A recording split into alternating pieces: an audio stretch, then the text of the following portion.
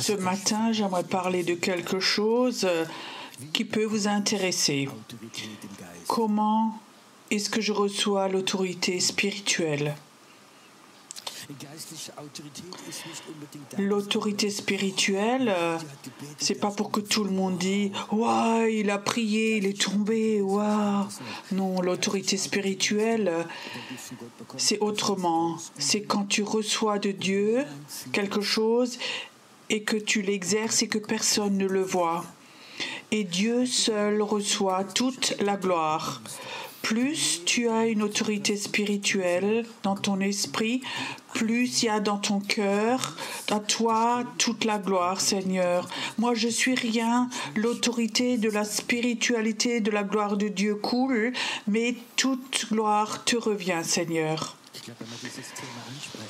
Je crois, quand on parle de ce thème, de donner toute la gloire à Dieu, Dieu devient de plus en plus présent et sa présence devient de plus en plus forte ici. Et ce matin, j'aimerais parler quelque chose de cette autorité spirituelle dans l'esprit pour que tu comprennes. L'autorité, un des hommes qu'il a eu le plus tôt, le plus jeune, c'était David. David, c'était un berger, il était loin de Dieu, mais c'était que un berger jeune. Dieu dit, ou la Bible dit qu'il était beau à voir.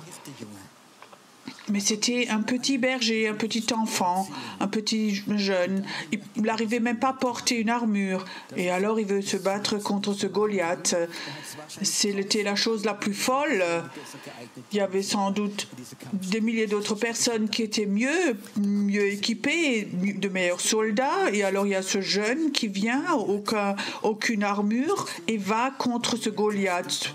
Et tu comprends, et Goliath se moque de lui.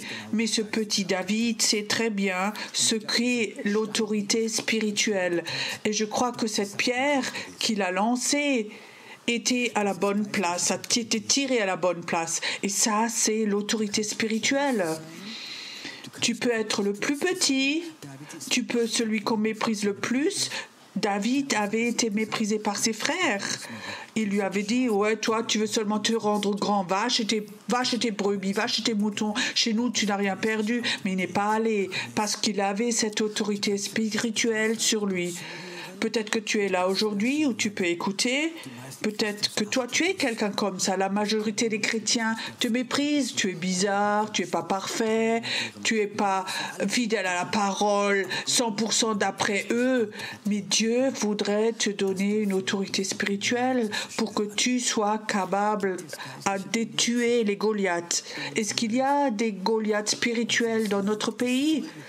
Notre pays est rempli de Goliaths spirituels. N'attends pas que les pasteurs s'en occupent. Ils ont assez de problèmes avec leurs bergers, leurs brebis et les chèvres et les boucs dans les églises. Ils sont tellement occupés avec tout ça. Dieu n'attend pas que les pasteurs se lèvent maintenant et pour tuer ces Goliaths spirituel, non. Dieu appelle des petits David. Peut-être qu'il y a quelqu'un ici, je ne sais pas, mais qui dit ça pourrait être moi. une autorité spirituelle dans l'esprit. Je suis sûr que dans cette armée, dans le peuple de Dieu, il y avait sans doute des gens qui étaient depuis 20-30 ans dans la guerre et ils avaient une armure et tu penserais, ouais, ceux-là ont une autorité, mais David n'avait pas l'air comme s'il avait de l'autorité. Et vous savez ce que je trouve fantastique? Sans doute beaucoup d'entre vous connaissent Peter Vance. Il me racontait lors d'une réunion de pasteurs, il y a environ 20 ans, avec son assemblée, il avait fait de l'évangélisation de rue, il avait fait un appel, et pendant qu'il prêche dans la rue, un jeune homme vient, qui était tout tatoué, et il lui tape dans la nuque, et il est tombé, il était inconscient, et sans doute il voulait continuer à le frapper. Qu'est-ce qui s'est passé après? Qu'est-ce que tu penses qui s'est passé après? Là, tout d'un coup, les gardes du corps de Peter Vance sont venus. Non, il disait, non, ils ne sont pas venus. 5 dames âgées avec leur sac à main lui ont tapé dessus.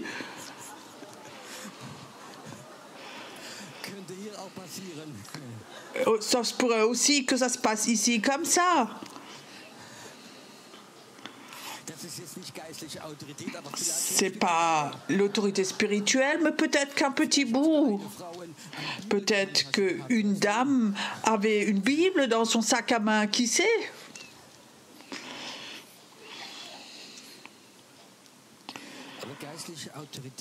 Mais l'autorité spirituelle, c'est quelque chose souvent qui de l'extérieur est petit, mais qui dans l'esprit est très fort.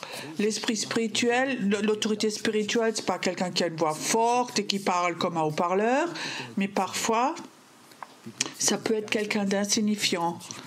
Et tout d'un coup, a cette autorité spirituelle et elle l'exprime. Et les Goliaths tombent.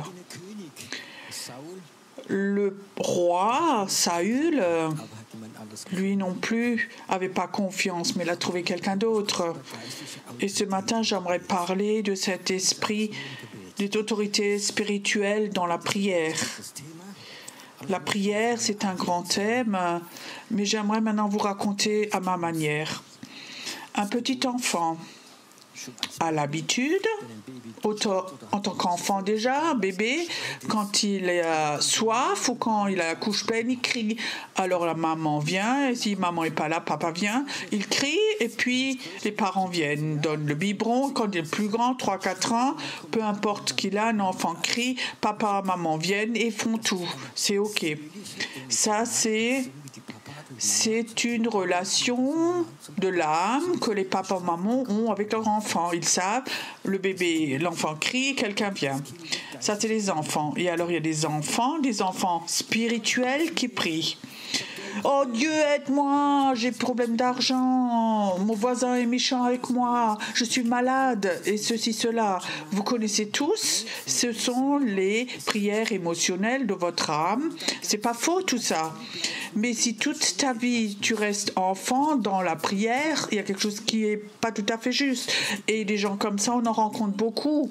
Il y a des gens qui pensent la prière, c'est tout ce que tu reçois en toi, ce qui rentre dans tes émotions. Il faut que tu pries tout cela. Chez certains chrétiens, j'ai l'impression que leur âme, c'est comme à l'époque, vous savez, ces attrape-mouches, ces bandeaux accrochés où tout reste accroché, collé, tout ce qu'ils entendent. Chez la voisine, le chat a été écrasé et l'autre, il a le rhumatisme et ils se sont fait divorcer et ils entendent tout. Et tu vas mardi à la réunion de prière, tu pries tout et tu donnes tout ce qui est à ce attrape-mouche, tu le donnes à Dieu. C'est pas faux. Dieu n'est pas fâché de tout cela. Mais tu es un enfant et tu n'auras pas une autorité spirituelle parce que tu pries que ce qui est dans ton âme.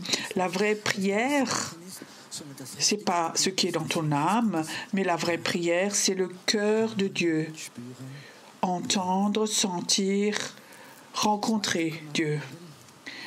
Je me suis rappelé ce matin, j'avais un papa, c'était un invalide de guerre, il était en Russie, il est revenu Et en tant qu'enfant déjà, la maman nous a montré, ou on a remarqué, il y a des jours où papa avait des douleurs, surtout quand il faisait froid et les rhumatismes, les douleurs étaient là. Et quand le papa rentrait du travail, on avait un bon papa. Quand il rentrait, qu'il avait des douleurs, alors la maman nous montrait et papa ne parlait pas beaucoup, et quand on était à table pour manger, il avait toujours 2 aspirines, il les avalait. Alors on savait qu'il avait des douleurs. On était tout calme alors. Que fait un petit enfant, 7, 8, 9, 10 ans, quand papa a des douleurs, tu ne peux pas l'aider. Et tout de même, nous avons appris, quand papa a des douleurs, il prend des médicaments, il ne dit rien. Que nous, en tant qu'enfants, on a essayé, moi, d'être calme, silencieux, de ne pas disputer, de ne pas parler fort. Très tôt, j'ai déjà senti mon papa ne va pas bien. C'était pas le moment à ce moment. Quand papa rentre, il a des douleurs, qu'il prend des médicaments, de dire « Papa, donne-moi encore un jouet. Papa, est-ce que je reçois celui? Papa, je reçois cela. » Non, ça ne me venait pas en tête. Il ne va pas bien. Est-ce que ça se pourrait que parfois Dieu ne va pas bien quand il voit l'Église, quand il voit le pays, quand il voit le péché, quand il voit l'occultisme, quand il voit les besoins? Est-ce que ça se pourrait que parfois Dieu, dans son cœur, a des douleurs? Il ne va pas bien. Maintenant, nous, on vient comme des petits-enfants. « Oh Dieu, j'aimerais un nouveau travail, une nouvelle voiture. Oh Dieu, je veux ceci, cela. » C'est pas grave. Mais tu es un petit enfant. Paul dit, il y a un temps où j'étais enfant, je parlais comme un enfant. Après, je suis devenu adulte. Oui, je parlais comme un adulte. Parfois, nous sommes comme des enfants, on prie comme des enfants. Quand nous sommes adultes, après, il faut que nous prions, pas comme des enfants, mais que nous sentions le cœur de Dieu. C'est quelque chose de terrible quand nous sentons plein de joie et compris et sentons que Dieu a quelque chose de différent, qu'il est triste à cause de quelque chose, ça ne va pas ensemble. Il y a des situations comme ça où tu remarques que ça ne va pas ensemble. Quand j'étais nouveau en Allemagne, j'étais dans un club de tennis et il y avait comme ça un groupe de personnes. On était 12 personnes. On avait loué toujours des terrains en hiver dans des salles et on jouait au tennis. Et alors, il y avait le carnaval qui venait. Donc, je ne sais plus, c'était mercredi, mardi. Alors, il y avait une tradition. Ils disent, Pierrot, tu ne connais pas de France. Ici, à Carnaval, tous les jours de tennis, on vient et on se déguise pour Carnaval. Je disais, OK, oui, ben, on a plein de musique, on se déguise vraiment de façon très marrante. Alors, je dis, OK, je sais aussi. Je me rappelais encore, j'avais une idée. Je vais me déguiser en tant que pirate. Donc, t'as trouvé, j'avais vraiment l'air terrible comme un pirate. Et alors, ce mercredi, j'arrive au club, fièrement déguisé, et tout le monde était habillé complètement normalement. Et moi, je dis, qu'est-ce qui se passe? Et il y en a un qui dit, oh, on a oublié de t'appeler. Le papa de tel et tel est décédé, on a décidé de ne pas se déguiser. Maintenant, j'étais là, j'étais à 30 km de la maison, je ne pouvais plus changer mes vêtements. Et j'oublierai pas, dans cette salle, on avait une salle avec 8 terrains et en haut, il y avait un restaurant. Maintenant, tu peux imaginer, ils jouaient tous en tennis, en blanc, les hommes, les femmes, et moi, déguisé en tant que pirate. Je savais, il y a quelque chose qui ne va pas ensemble, tu comprends? Comme ça, je me sentais. Mais j'aimerais vous expliquer ça spirituellement. Tu peux imaginer que dans le ciel, il y a un grand besoin. Le Seigneur dit, j'ai un besoin.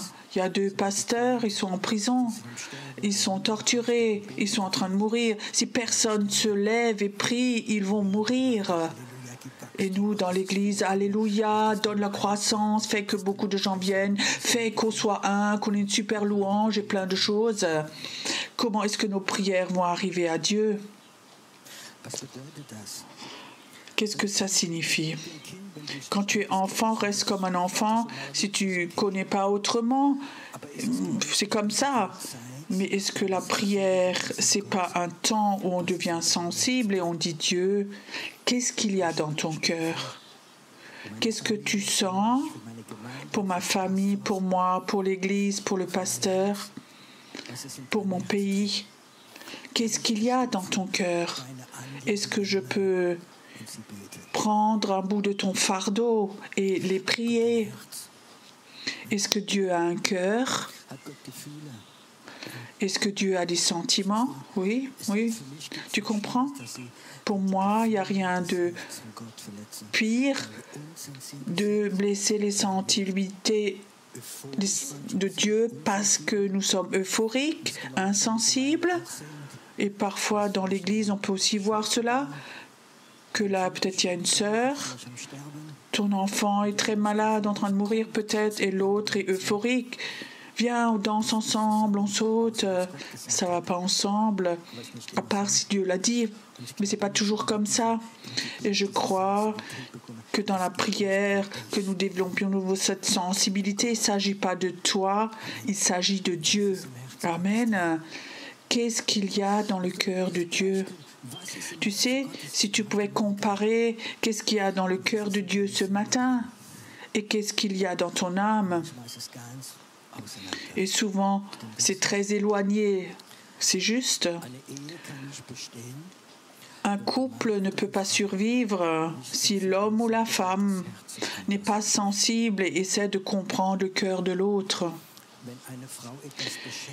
Quand une femme est préoccupée par quelque chose et qu'elle porte quelque chose dans son cœur et un mari ne le remarque pas et pense qu'à la sexualité, il y a quelque chose dans ce couple qui va se briser. Je crois que c'est important de développer cette sensibilité, mais aussi surtout dans la prière. Qu'est-ce qu'il y a dans ton cœur?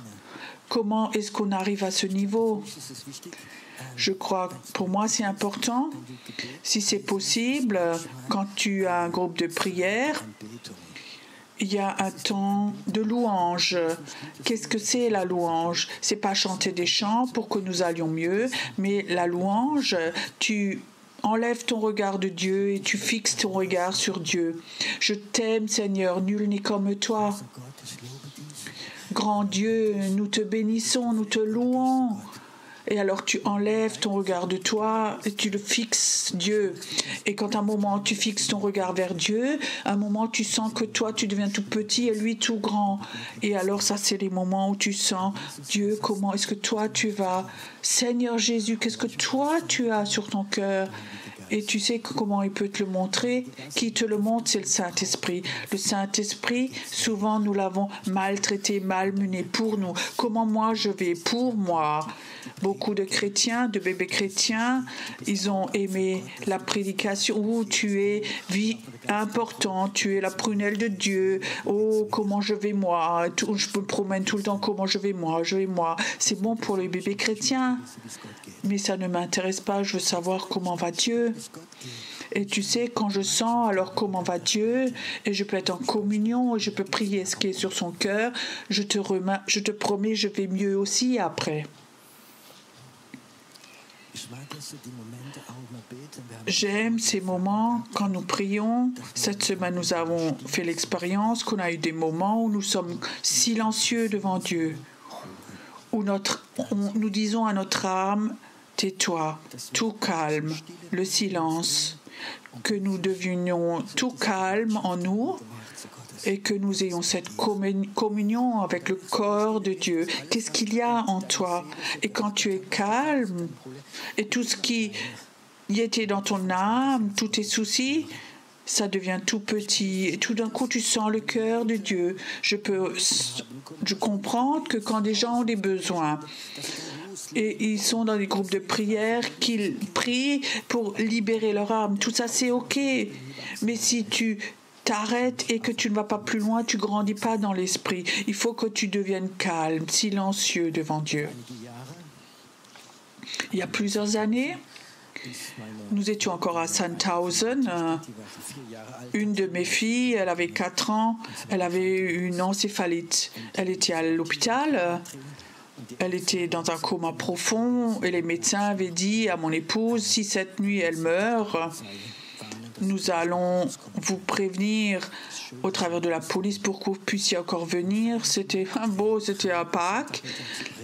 Et moi, je vais dans la salle le dimanche après-midi pour prêcher et ma douleur était tellement grande en moi. Ma fille, ma promesse de Dieu était en train de mourir et je me rappelle encore, j'étais sur le parking devant la salle et j'ai déversé mon cœur à Dieu, j'en pouvais plus et je rentre dans la salle et je crois que c'est le deuxième chant et le Seigneur dit, va devant et danse maintenant. Tu comprends? On ne peut pas comprendre, alors je vais devant et je commence à danser dans l'esprit. Il y a d'autres personnes qui venaient encore et on a dansé.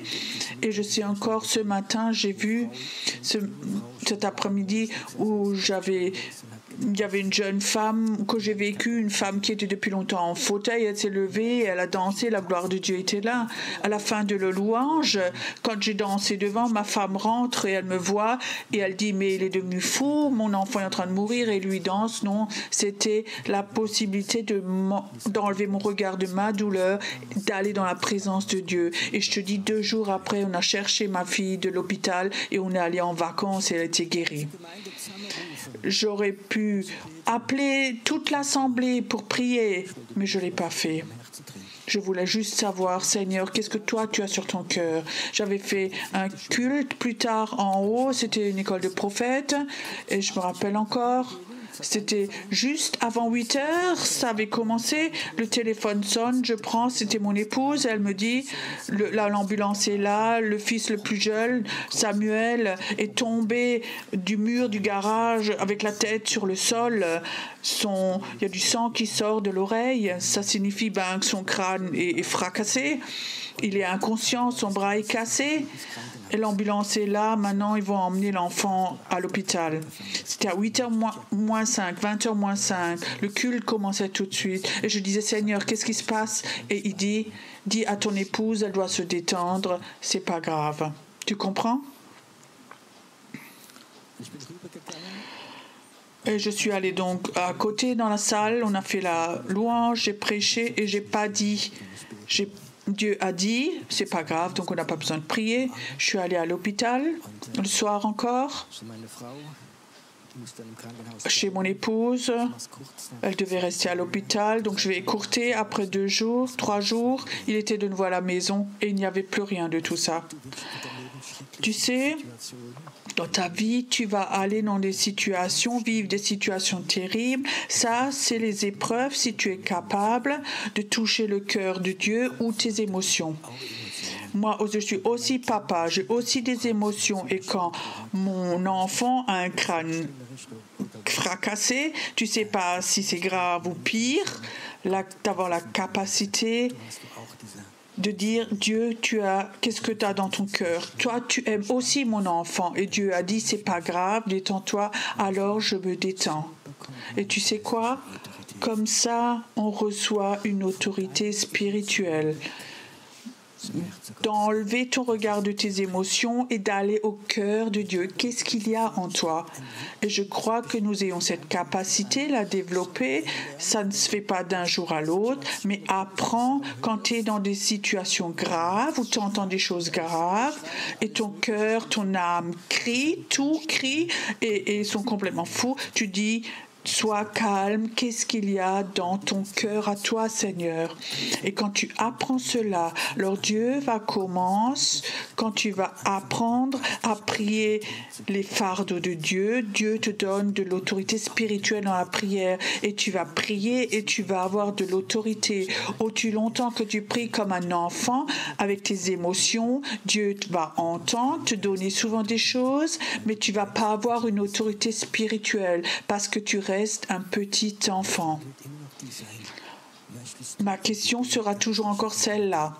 Est-ce que tu veux avoir dans la prière une autorité spirituelle? Ça ne signifie pas prier ce que tu veux, mais tu pries ce que Dieu voudrait. C'est différent. J'avais une fois un temps où J'étais pas satisfait avec Dieu au sujet de mon ministère. Vous savez ce que c'est? Quand les gens étaient malades, des gens qui étaient gravement malades, qui avaient eu des prophéties, des paroles, tu vas vivre, tu vas vivre, tu vas vivre, et Dieu m'envoie chez ces gens, et Dieu m'a dit de prophétiser, ton temps est passé, tu vas aller, tu vas partir. Tu comprends? J'osais parfois même plus à aller chez les malades. Moi, j'ai vécu en France chez un pasteur protestant. Il avait le cancer, il avait 7 enfants. Le plus jeune avait 4 ans, je crois. Tous les prophètes, tout ce qui avait un grand nom, tout le monde disait tu seras guéri, et il m'appelle et le Seigneur me dit tu lui diras que ton temps est passé, je vais te chercher. C'est un ministère fantastique ça, hein? Donc j'étais là-bas, j'oublie pas, la femme vient, m'ouvre la porte, je sonne et la première chose qu'il me dit, mes enfants pleurent tout et celui-là a prophétisé, il sera guéri. Je rentre dans la chambre, il était assis dans son lit. Elle commence de nouveau les prophéties qu'il avait reçues et je dis, tu sais, je vais être honnête, Dieu m'a dit, il va te chercher. Alors il a pleuré un court moment et tout d'un coup, il me regarde. C'est comme s'il avait compris quelque chose et il me dit, je te remercie, j'ai plus besoin de combattre. Le même soir, il est allé chez le Seigneur. Plusieurs années plus tard, son épouse a eu un ministère très fort dans la louange et elle voyageait beaucoup. Et je dis, Seigneur, pourquoi tu n'as pas guéri cet homme? Et il me dit, tu sais, si je n'avais pas guéri, cette femme n'aurait pas eu ce ministère. Je ne comprends pas toujours les plans de Dieu. Et souvent, j'ai vécu aussi dans l'église ici. Je suis allée chez des gens, je n'ai pas dit, tu vas être guéri. J'ai dit, écoute, le Seigneur veut te chercher. Ça signifie que tu prophétises et tu pries la volonté de Dieu contre ta propre volonté. Parfois, moi, j'avais ce désir de les guérir. Dieu, mais guéris-les donc. Tu vois donc, ils doivent être un témoignage.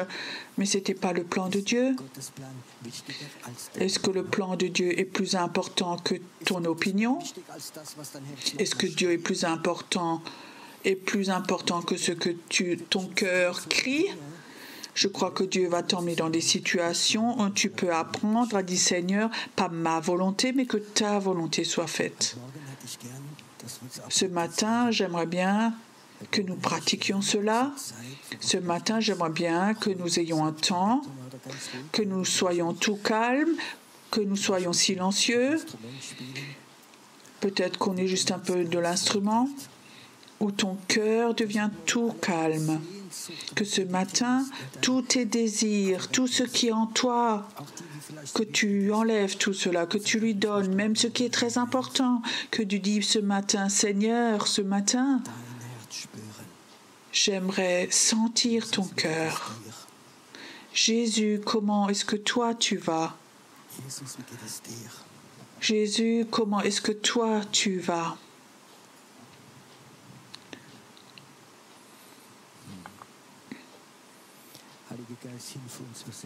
Saint-Esprit, aide-nous, nous sommes incapables. Saint-Esprit, je reconnais que je suis incapable. Sans toi, Saint-Esprit. Et j'aimerais que ce matin, que tu sois là, que tu sois présent. Que nous voyons de nouveau le royaume de Dieu. Il s'agit de ton royaume, pas de mon royaume, pas de l'Église. Il s'agit de ton royaume, Seigneur. Et maintenant, un moment où tu es en communion avec le Seigneur. Essaye de le sentir. Ses désirs à lui, ses fardeaux.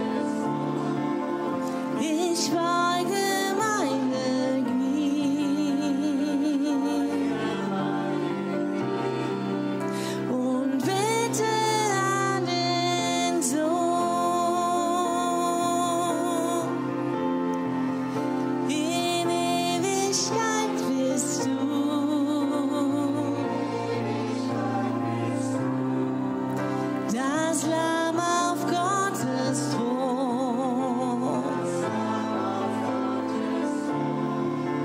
Ich weige meine Knie und bitte an den Sohn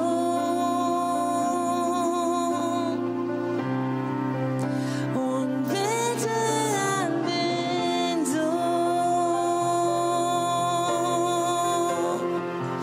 In Ewigkeit bist du.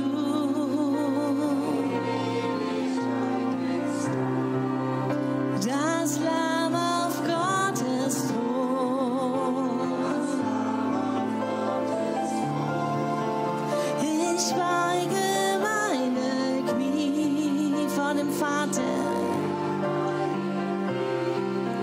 und bitte an den Sohn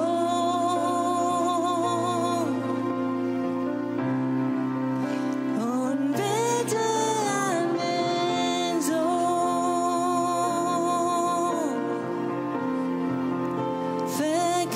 Verkündigt laut die Herrlichkeit des Herrn, der Herr. Er starb am Kreuz, die Menschheit zu erlösen.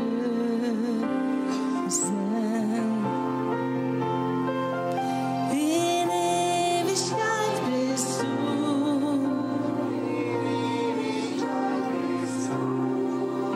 Das Lamm auf Gottes Thron. Ich weige meine Knie und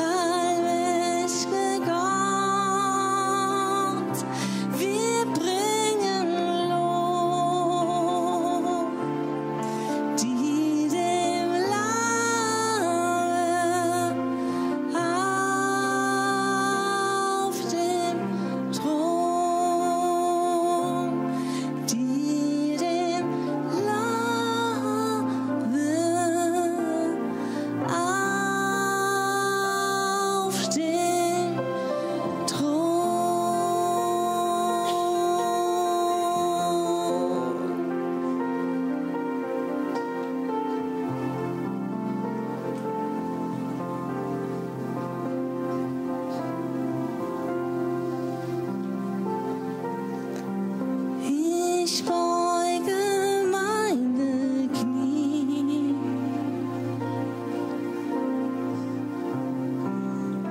Ich beuge meine Knie. Ich beuge meine Knie vor dem Vater und dem Sohn. Ich beuge meine Knie.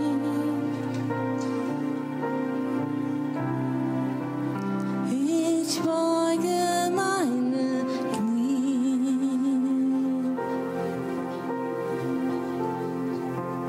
Ich beuge meine Knie.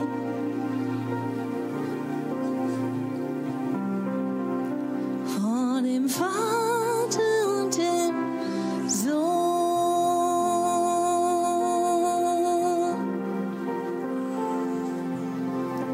Ich beuge meine Knie.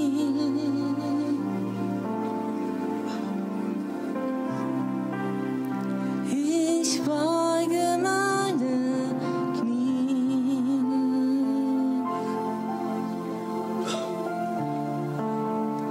Vor dem Vater und dem Sohn.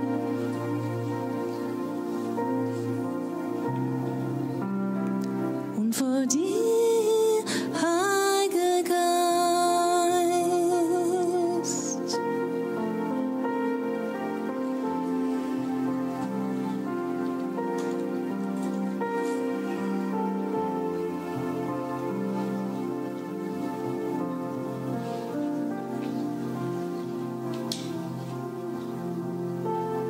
Wenn es dir möglich ist, darfst du deine Knie beugen. Eine gute Gelegenheit, vor dem Vater und dem Sohn und dem Heiligen Geist sich zu verbeugen. Wir wollen uns demütigen, Herr, und sagen, ohne dich sind wir nichts. Und du wolltest uns so oft schon alle Lasten abnehmen. Und doch tragen wir immer alles selbst. So beten wir, dass du uns reinigst, uns unsere Schuld vergibst. Wir wollen sagen, wir kommen mühselig und beladen zu dir. Und du möchtest uns befreien.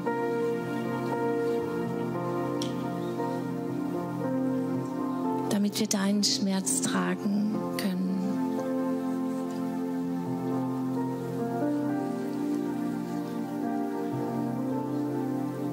Ich